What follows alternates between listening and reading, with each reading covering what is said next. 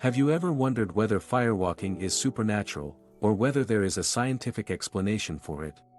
In this video, I will share with you what it is, its history, the cultural and religious significance, the explanation from both scientific and supernatural angles, and places you can travel to see it if that is something you feel drawn to.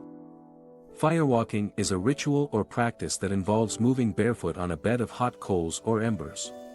One should note that there are many variations though, including walking on hot sand, walking on broken glass, and even lying down on a bed of burning nails. According to records, this practice first appeared approximately 1200 BC, during the Iron Age. It is thought to have originated in India and China and then expanded to various regions of the world. People who engage in firewalking often do so as part of a religious or cultural tradition, though I had my firewalking experience during an Anthony Robbins Unleash Your Power Within program.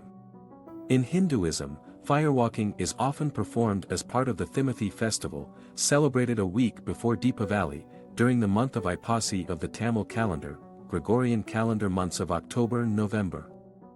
Devotees walk across a bed of hot coals to honor Draupadi Amman, an incarnation of the goddess Mariamman. In Fiji, the Sawau tribe claims to have dominance over fire because their ancestor, Tuinevakalita, captured a spiritual being known locally as Veli about 500 years ago and was given that power for granting it freedom. In Bali, the Kuda Kapang ceremony involved people being possessed by spirits, and in those states, the possessed can not only just walk across fire, but also consume embers and even glass. Another ceremony in Bali known as the Sang Hyang Dedari rite involves young girls engaging in devotional dance and other acts, including firewalking, as a means of establishing a spiritual connection. Girls who can walk across the blazing coals as part of the ceremony are thought to have a special spiritual ability. If you are learning something from this video, please like, share and subscribe. In South Africa, shamans of the Zulu culture use firewalking to reconnect with their deceased ancestors to receive guidance and wisdom. Firewalking was a method of establishing guilt or innocence in situations of transgression in several tribes of Pakistan. The idea was that while those who were guilty would sustain burns or other wounds, the innocent would be able to walk on the hot coals safely.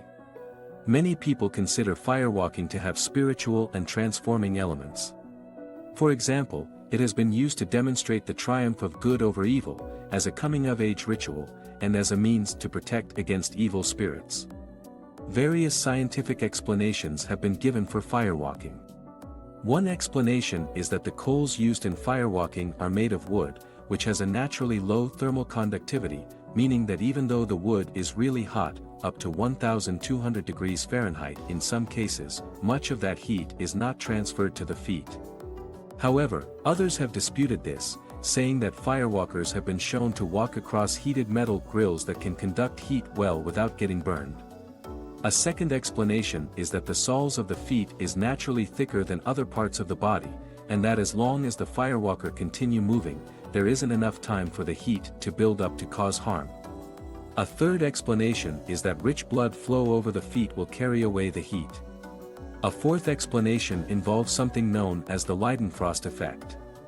This is when the water in the sweat on the feet gets turned into steam on contact and provides an insulation level across the feet.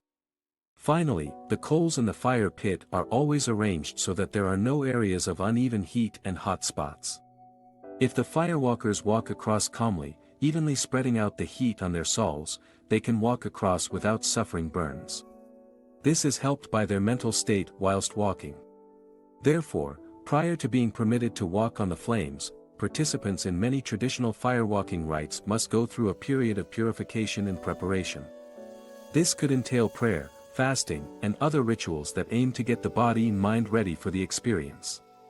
In the modern version, firewalkers are first psyched up and made to think positively about the experience. Having said that, there is definitely a risk to firewalking, with some getting light to serious burns. This can happen if they stay in the fire for too long, if they run across the embers which cause one's feet to burrow deeper into the embers, if their feet are to touch foreign objects like metals with higher conductivity whilst firewalking, or when embers cling to their wet feet. Based on everything that I have said so far, it seems like firewalking can be scientifically explained, right? Well, maybe in ordinary circumstances where the masses are involved, I will grudgingly accept that explanation. But there are too many examples in which firewalkers have done things which cannot be explained by any of the scientific explanations. I have already given you one anomaly if you have been careful to listen to me so far. Do you remember I mentioned that in Bali, during the Kuda ceremony, people have even been seen to eat embers? Many of these cases tend to involve what I call a full trance state.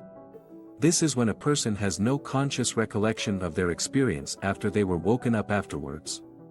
During the full trance state, people have been known to do acts which can only be considered supernatural, including immersing themselves in boiling water or sitting in the middle of a fire. The fact that a person can draw on potential that he normally doesn't have when he is in trance is not recognized by mainstream science. I believe that we have potentials far above what we have been led to believe, and much of those potentials start to be switched on when we switch off our conscious mind. Let me know in the comments below which explanation you subscribe to, the scientific or supernatural one. If you are convinced that maybe there is something supernatural to firewalking after all, where can you watch it at? I saw firewalking happen in Singapore during the Thimothy Festival at Sri Mariamman Temple on October 20, 2019. Besides Singapore, the Thimothy Festival is celebrated extensively at Tamil Nadu, India. You can see firewalking happen at Tirupati Amman Temple in Kanchipuram, the Mariamman Temple in Samayapuram, and the Sri Mariamman Temple in Tiruchirappalli.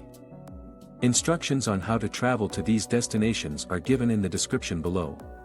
If you like this video, you will probably like this other video I have.